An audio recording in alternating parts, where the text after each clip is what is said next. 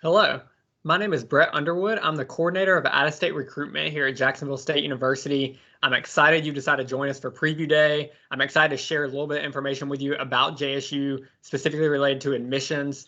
And I want you to know that if you have any questions at all about either information you see in this presentation or things you've heard already today, please reach out to us. Let us know. Contact your admissions counselor. Each one of you has a specific admissions counselor who is here to help you through this process. And we are excited to work with you. We're excited to meet you and get to know you. And so if you have questions, please reach out to us and let us know. To start out, a little bit about my story as it relates to JSU. When I first started looking into Jacksonville State, I did most of my research online. I searched around on the website, saw some things I liked, watched some YouTube videos, saw some things I liked there. But I didn't really get a feel for who Jacksonville State truly was until I stepped on campus. I started to meet people on campus and get to know people. And it was truly the people that made the difference for me. And I think that's true for a lot of JSU students and staff and faculty members, that it really is the people who make JSU such a special place. I also think that carries over to the Jacksonville community as a whole. We are located in Jacksonville, Alabama, and Jacksonville, Alabama really is a city centered around JSU. There are a lot of things offered throughout the community that are specifically designed for and with JSU students in mind. And so if you're looking to be a part of a community where you go to college, if you're looking for job opportunities off campus, or things to do off campus, know that this Jacksonville community is a very supportive community for our JSU students, and the whole community is excited to have you come and be a part of what's going on in Jacksonville, Alabama. We are also in a very good location to have a wide variety of things to be a part of.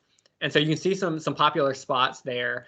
And I'm not going to go through every single thing you see on the slides today. So if you have specific things that pique your interest, I'd encourage you to look them up, to ask your admissions counselor about them. But you can see as a whole that we have a lot of things to be a part of. We are in the foothills of the Appalachians, so there's a lot of outdoor opportunities.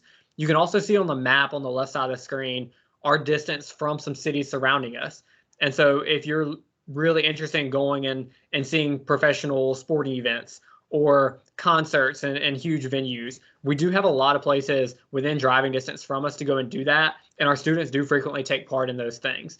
So Jacksonville really is a great community to be a part of, to have things to do, but then also places to go surrounding the community, to go and see and learn about new things. When you're looking around at different colleges, there are a lot of numbers and statistics that you're going to see. Some are confusing, some might not make any sense to you reading them on a sheet of paper. What matters when you're looking at numbers associated with colleges is, what does this number mean for you as a student? How is this number going to change or dictate what your experience is on campus? Okay, so I'm just going to go through a couple of these. The 8,500 plus students and the 18-to-1 student faculty ratio. What that means for you is that we're considered a mid-sized university. Okay, my personal opinion is that the mid-sized university gives you kind of the best of both worlds. I've worked at several other universities as well. I've worked at an institution which is considered a large university. I've worked at a school which was considered a very small university. And so I've kind of gotten to see several different atmospheres. And what is positive about the mid-sized university is you get to be a part of a big college experience. You get to go and join a ton of clubs and organizations if that's what you're interested in. You get to go and see the big time Division I sporting events with the huge marching band and get to feel that atmosphere. But then you also have the other end that's really great, where you get to meet and get to know people on a personal level. Yeah, your faculty members, your professors, your staff members, also other students. You get to meet and know a lot of people on campus and build personal relationships that will carry on beyond your time as a student at JSU. If you're interested in being a part of clubs and organizations, I mentioned that as a positive aspect of the number of organizations you get to be a part of. The other end of that is really positive is because of our size, there are a lot of opportunities to climb the ladder in those, to get leadership positions and to be a part of leadership teams and such. And so there are a lot of really great opportunities to get involved at JSU. And that comes largely from our size of campus and from that mid-sized university atmosphere. You can see 95 academic programs and 6 academic schools. So these are a list of many of those programs. What I want you to know academically, I'm not going to go through and talk about each one of these. I could spend hours talking about all the great things that JSU provides, all the different things that all these programs do really well. The one thing I want you to know while talking about academics is that our goal for you is to learn how to take the information you're learning in a classroom and transition it into what you'll use it for in a possible career field. Okay, so how do we make it a hands-on learning experience? So yeah, there's going to be times where you're sitting in class, hearing a lecture or reading and absorbing information. Then how do we take that information and translate it? How do we put it into practice in whatever field we're going to be in? Some of your programs, you might be in psychology, and the way that you might do that in one class is by teaching a pigeon how to do certain things on command. We have pigeons that play ping pong back and forth. You might be in criminal justice or forensics investigation, where you're going to be going through mock crime scenes and getting to experience that in a hands-on way. You might be a nursing major, and what you're going to get to do is help a mannequin give birth to a fake baby. All kinds of things, and each program does this a little bit differently, but you're going to find ways within your program to make it a hands-on learning experience. Now, as a student, we do want to provide the resources to help make sure that you're able to be successful. And so we do that a lot of ways. A couple of them are mentioned here. You can see on the left side of your screen, academic advising each semester is really important to us. Getting to sit down with your advisor and go over your courses, make sure that you're staying on track to graduate is hugely important, to talk out any issues or concerns you have at the time. Also, free tutoring. Please take advantage of this. Go to the tutoring center, get help, even if you're not struggling with a class. All the things you see here on this screen are all about resources to help you. We want these to be largely preventative. So yes, we're here if you feel like you're failing a class and need to get help to finish out the semester strong so you pass. We're here to help you with that. But we'd much rather it be preventative. So you get in there right at the beginning.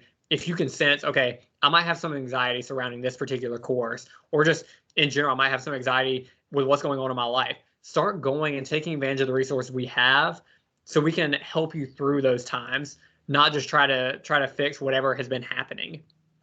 So free tutoring is a great way academically to get help. We also have the Faster Master's program if you're looking to pursue a higher degree to get a jump start on that master's degree while you're still a student at JSU and working on your bachelor's degree as well. On the right side of the screen, you'll see some other areas we're here to support you. I've been talking a lot about academics so far, and I want you to know you're not just a student. Okay, you're a whole person that's coming to JSU, and we want to make sure we're taking care of you as the whole person. And so these opportunities are really ways to help that. You can see counseling services. So as I mentioned earlier, if you have anxiety and you want to get somebody who is certified to sit down and speak with through whatever you're going through, we have people available for that. We want you to take advantage of it. Career services to go in and learn better interview skills and learn how to put together a resume or a cover letter, to find ways to connect with people in different fields, to learn even what fields are out there, and how your skills that you have can correlate to different jobs that you might not even know exist. So please take advantage of the resources that we offer. And if you see other resources there that you have questions about or want to know about extra resources we have on top of these, like I said, please reach out to your admissions counselor and we'd be glad to share. Now, one of the ways that I think really helps students through the transition to college is living on campus. That is a requirement for all freshmen. And so we do promote living on campus. I personally promote it heavily. I think that's a much easier way to get connected, especially in your first year. If you're a student who's coming from somewhere where not a lot of other students are attending JSU from your community or from your high school, this is a great way to meet other people. It's been studied over and over that students who live on campus are traditionally more successful academically as well. We do have somebody else from housing who's going to go over different housing things. So I just wanted to mention my perspective on that. But definitely check out their presentation as well and learn more specifics about the housing side. The other way to really help with the connection side of college is to get plugged into a club or organization. This is probably my number one piece of advice for any student going to any college. Find something to get involved in. We have a lot of different opportunities. You can see there are 100+ student clubs and organizations. And so please find a way to get involved. Get on board day is a way that we really try to help you navigate this process. You get to meet and learn about all the different organizations that we offer and figure out which one fits for you and where you want to get plugged into. So we also have somebody from the Dean of Students office who's going to be speaking more at this preview day about ways to get involved and what all different opportunities are. So I'm not going to spend too much time here, but just huge encouragement to get involved in some way on campus. Now, how do you get to be a part of all this? So in order to attend JSU, first you have to apply, fill out the application online.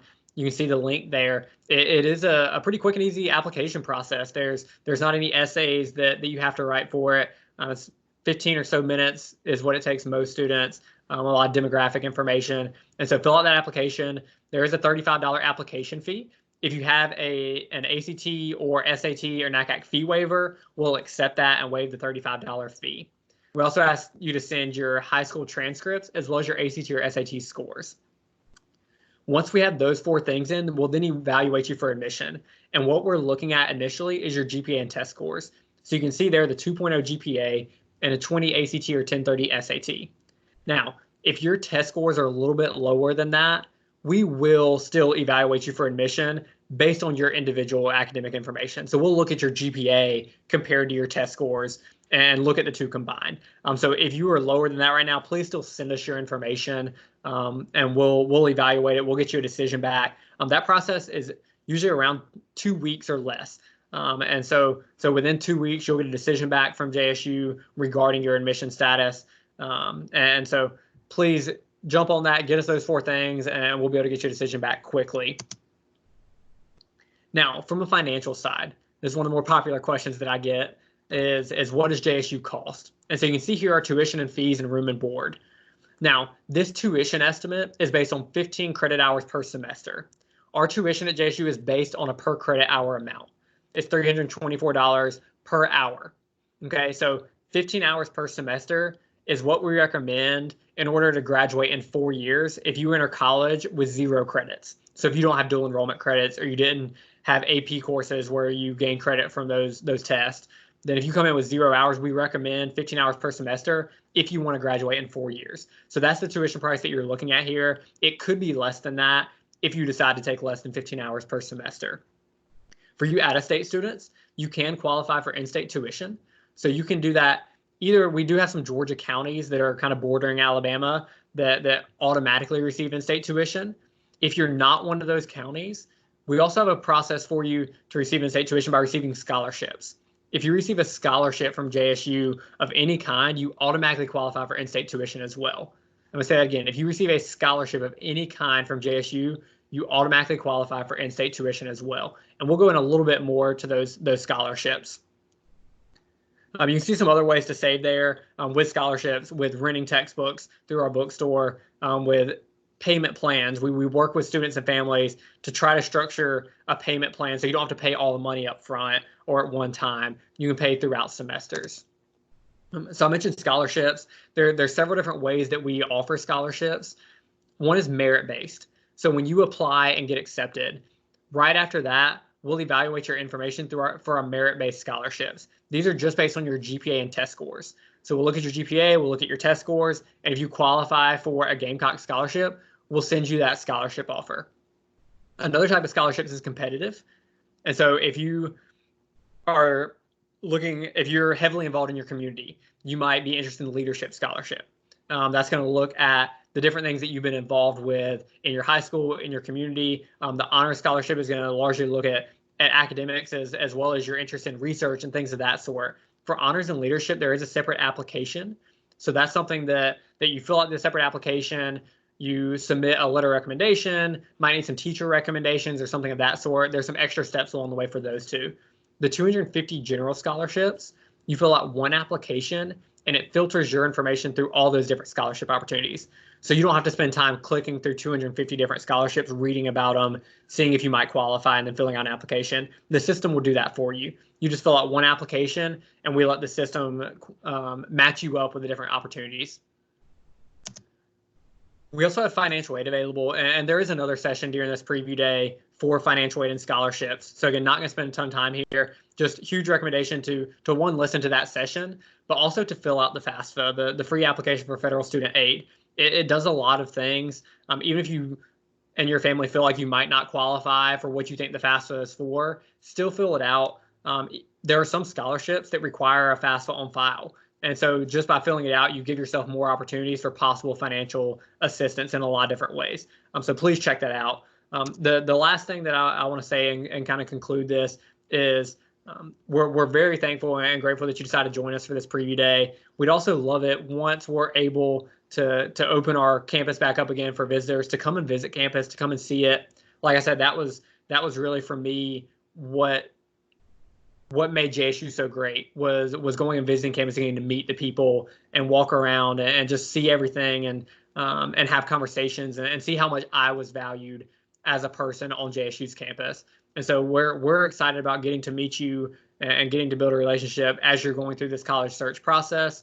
And as I said starting out, if you have any questions at all, please reach out to your admissions counselor. We're here to help you, and we're excited to help you.